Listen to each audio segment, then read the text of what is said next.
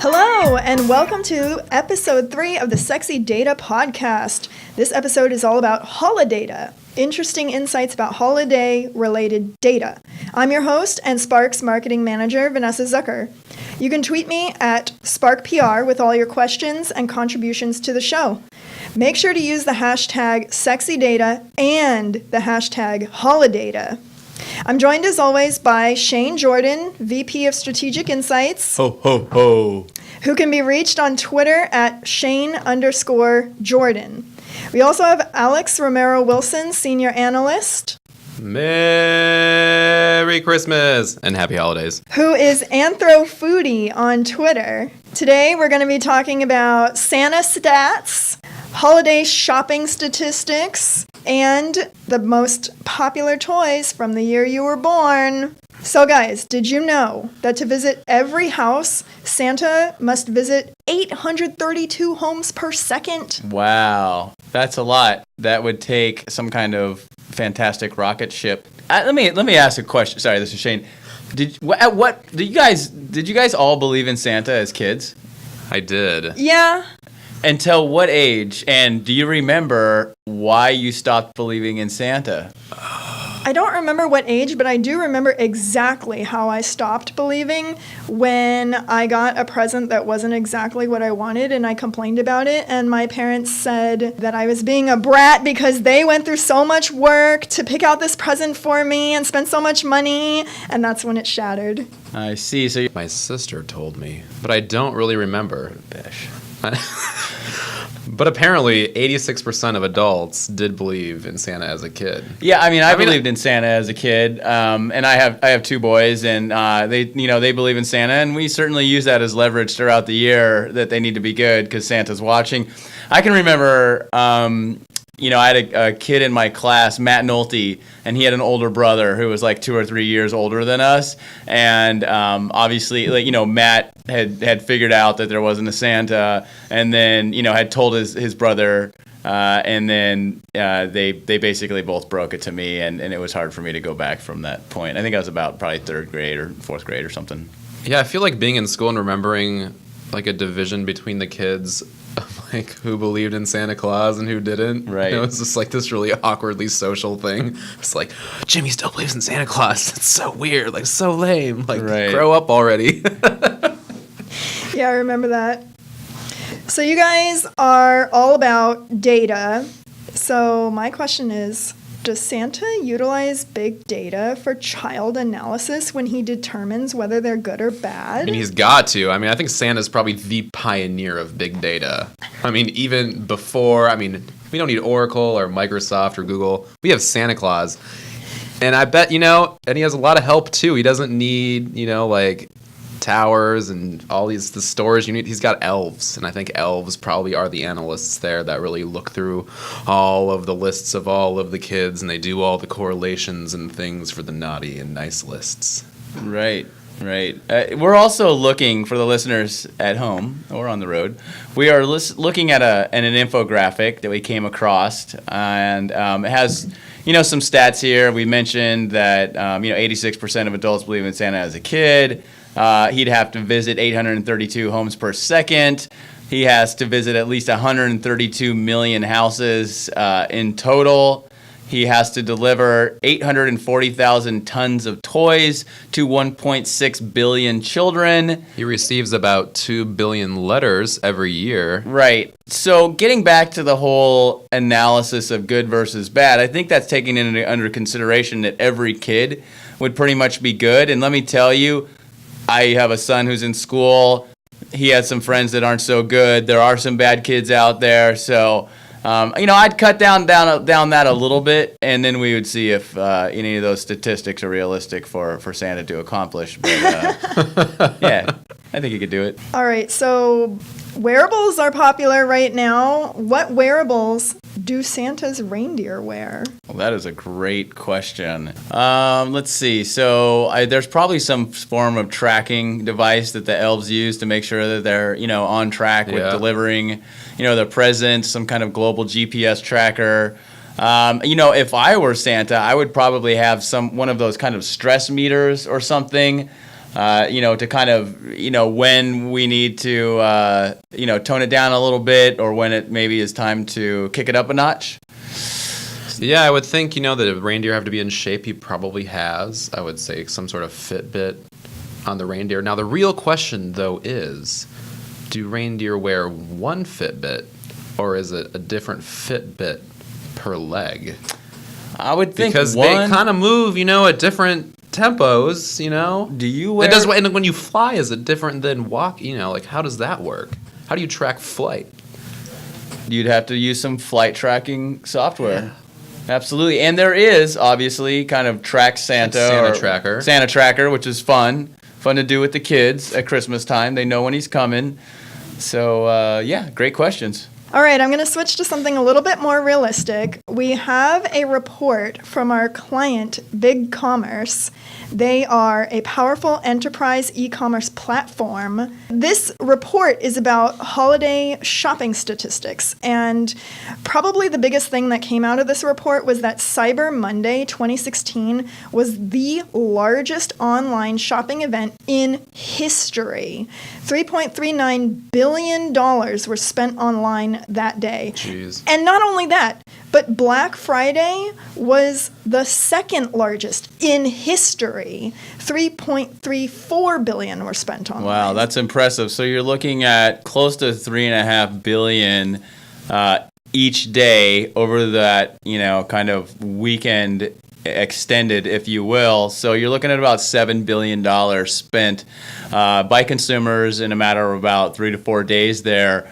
I guess a question, that's interesting stats there and something to keep an eye on. Did either of you buy anything on Black Friday or Cyber Monday? I totally did Black Friday in Texas. Let us know. Got up. Actually, no, what we did was the on Thanksgiving. It's kind of sad. The on Thanksgiving Day. I have tears of gravy. 6 o'clock p.m. You have Thanksgiving dinner and they're like, what are we going to do now? Let's go to Target. And no one was there, surprisingly. I guess it was Thanksgiving Day. Go to Target, go to Best Buy. Not only did we do that, but then we got up at 4 o'clock in the morning on Black Friday and did a little bit of shopping. So what'd you get? I got an Apple TV. Boom. That was all I got, but my father-in-law got Sonos system. He got a bunch of stuff. They're some pretty good deals. But interestingly enough, no one was at any of the stores. It could have been just the specific stores we went to in North Texas that just weren't that busy. But to go back to the statistics, it's interesting that Cyber Monday was a larger day than Black Friday, at least on e-commerce. It's more of an e-commerce day, but it really kind of resembles the shift that we're seeing in shopping trends where people are leaving brick and mortars and they're going online. The click and mortars. And I've talked to a few people that just say, no, I am not going shopping at all during the holiday season. I don't want to deal with the crowds. I'm just going to do it online, save myself some sanity, and, of course, gift wrapping. Santa tea? Santa tea. Vanessa, have you ever picked anything up on a great deal for Black Friday or Cyber Monday? This past year, I didn't do anything, so I'm more interested in what the listeners went out and bought. Are you guys part of the $3.39 billion spenders? Let us know.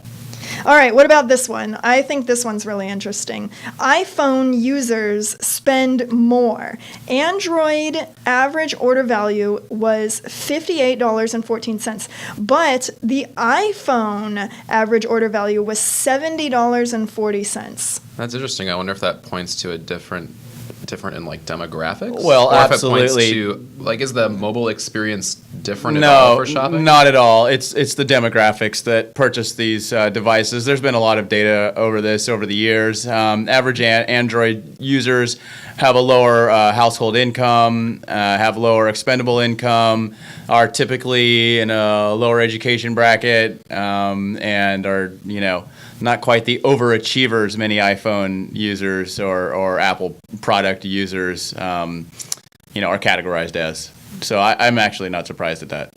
Okay, but get this. We all know that mobile purchasing has been on the rise over the past few years. Yep. But this study says that on Thursday, which means Thanksgiving Day, that day had the highest mobile purchases, which means people were literally sitting at the table ordering things under the table on their phones. Totally makes sense, though. I mean, if you think about it, if you're out and with family, there might be one computer in the household you're going to or in your own household. And if you have a bunch of family over buying, apart from it being strangely rude, but nah. Well, I mean, it doesn't necessarily mean you're under the table. I mean, you eat some food, you sit on the couch, you're not really interested in the Bears-Lions game that's on. You're probably going to pop on your phone, and there's a decent amount of marketing, coming at you for all these products to go shopping on Black Friday or Cyber Monday or Thanksgiving Day, as it were.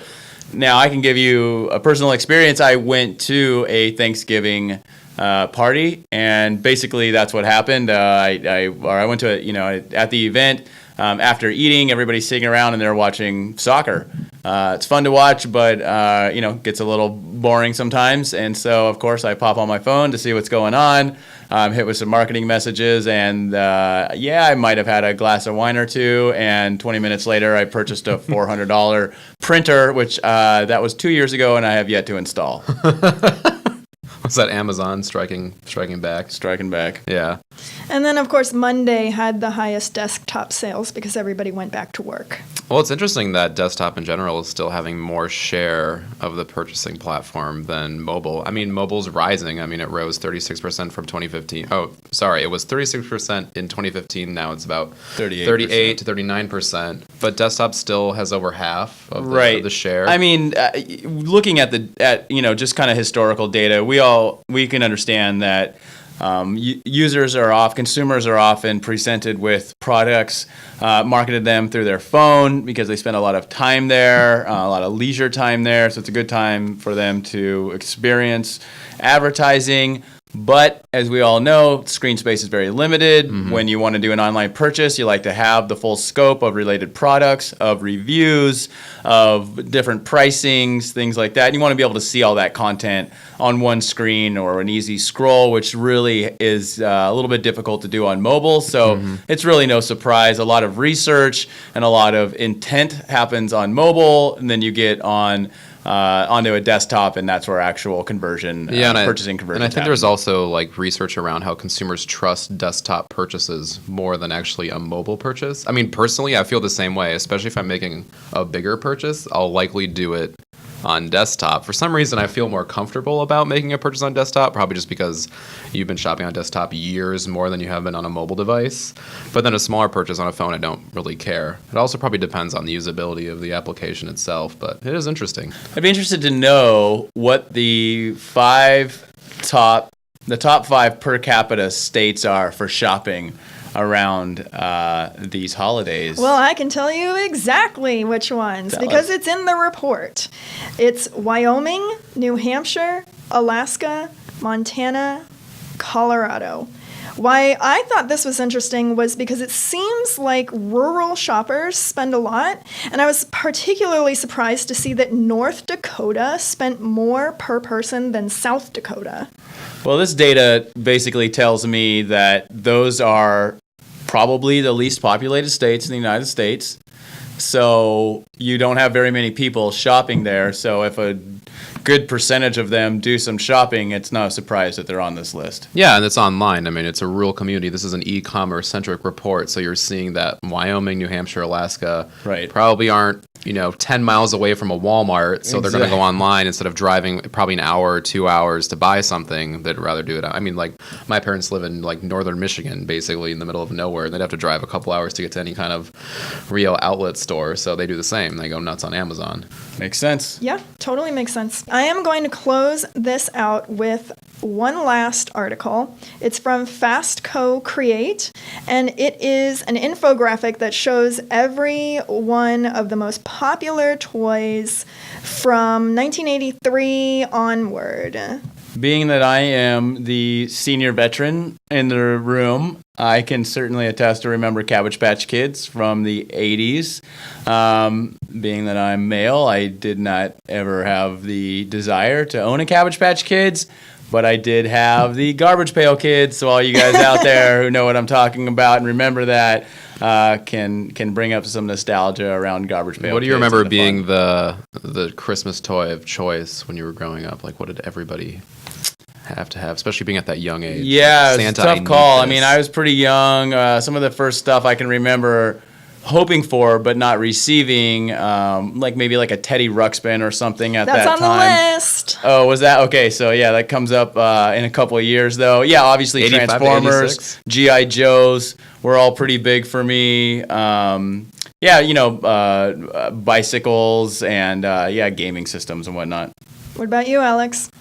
I mean, looking at the infographic, I want to see like Talk Boy. I remember there being a Talk Boy in the family. Oh my gosh, I had a Talk Boy and a Talk Girl. Talk You Girl was guys just had- a Were pink they different version. colors? That's it. You guys had rich parents. I remember that. I remember like Super Nintendo. I remember I vividly remember that Christmas getting a Super Nintendo 64 and freaking out. Oh my gosh. Do you guys remember the Freaking out. videos, the unboxing Christmas holiday videos of kids when they used to open up like their Nintendo or their whatever? I think there was some videos around when the Wii first came out Yeah. of kids literally losing their shit over Christmas.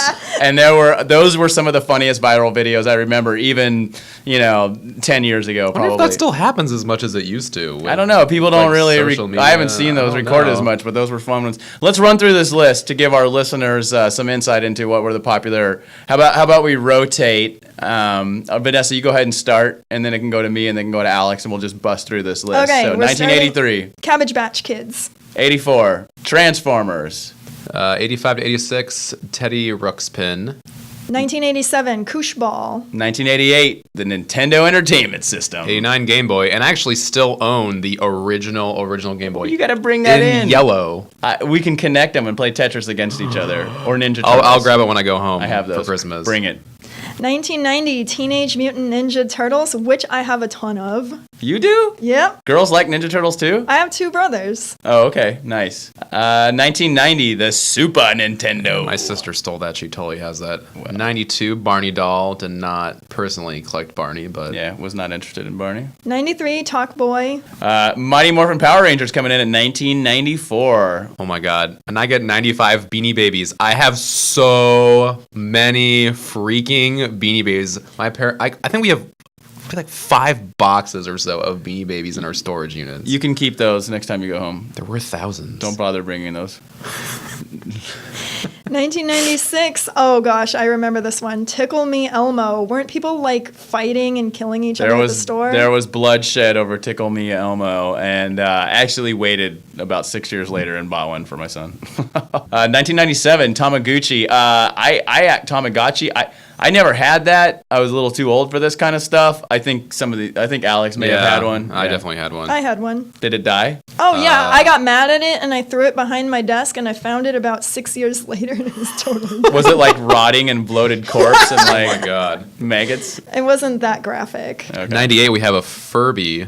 Did not have a I Furby. think we had Nope. a Furby. But they just released a new Furby and it's kind of creepy. It has like the really realistic animated eyes that like Disney characters Ugh. have. Yeah. It's pretty creepy.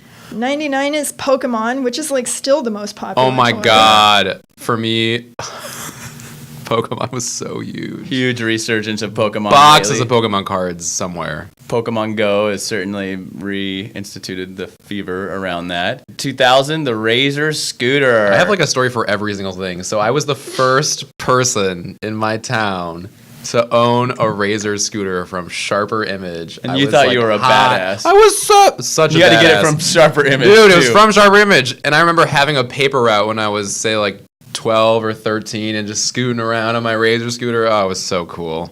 Yep, I still have it, too. that's fun. Yeah. You can bring that. That'll be Yeah, fun. it's pretty cool. It has bike grips on it now since the Dude, grips wore bring off. that Yeah, thing. dude, it's badass. Oh, Bratz Dolls, 2001. I'm in the stay out of this one. Vanessa, Bratz dolls? No. No. No. We're getting to the point where I don't know what these things are anymore Yeah. because I'm old Yeah. enough. 2002 is Beyblades. Yeah, don't know what that is, but now we're starting to get into stuff that I've kind of been getting my kids and stuff. So 2004 was Robo Sapien. Now my son wanted a robot not long ago, a couple years ago, and I looked at Robo Sapien. It looked very limited in what it could actually do and the fun you could have with it. He also looked into Dash, which kind of, in a way, teaches you coding and cool. some type of stuff, which is a fun little robot. But it still looked like something that would be boring probably after an hour or two. We ended up going with the Hasbro larger BB-8 remote control character, which was the best gift, and he still loves that thing today. So nice. Yeah, that was so we have 05, 06 back-to-back gaming years. So we have the 360 from Xbox 25, PlayStation 3 in 2006. I have both of them and can attest to the keep crazy going. land. You got two. Oh my gosh, years. it goes on forever. 2007, Nintendo DS. 2008, Nintendo Wii. Yeah, I remember those years. Just crazy. 2009 is Zuzu Pets. No. Don't know what that is. Plush robotic but toys. the iPad 2010 most popular gift. 2011 is the LeapPad Explorer. I actually have that for my son, and that's a great educational, pretty robust system for kids. That thing has been kicked and dropped and run over and everything you can name it, and it's still ticking. Wow. 2012, we have the Wii U. 2013, we have a resurgence of Elmo. Big hugs, Elmo. 2014 Elsa doll from some movie I've never heard of, probably called Frozen or something. Come on, Shane, just let it go. Oh, in 2015, the BB-8 toy. There it There you is. go. Oh, that's so cool. I saw it on Amazon. Now, we looked at the next one here for 2016. The Hatchimal. This year, the Hatchimals, which, if you're unfamiliar, it's an interactive toy that starts as an egg and needs your child's love in order to hatch. It can kind of learn to repeat what you say, it walks around, dances, play games, etc. What's interesting is that none of us have ever even heard of this. We had to Google it, and of course we found a slew of unboxing videos by adults that had millions and millions of views. So I guess there's a... And it really hatches itself. Yeah, it's interesting. Pecks out of the egg. Yeah. It's kind of weird. Kind of awkward, but still, again, I feel like this is one of those toys that's fun for 5 minutes and then you're done. I get the last one, 2016, going full circle. We're seeing a resurgence in classic consoles. We have the NES Classic Mini, and I actually know a few of my friends that have them. Heck yeah. It's pretty cool. They actually just got out of back order, too. I think they now have them back in stock on Amazon. They were out of order. Go get them, people. Holidays are around the corner. Holidata. All right, so make sure that you guys tweet us at SparkPR. Use the hashtag SexyData and Holidata. Tell us what you had growing up. Tell us how much you bought over the Black Friday weekend. And tell us what you're asking for Christmas from Santa. And the more you tell us, the more likely you are to get on our nice list. We'll mention you. The bottom line rise.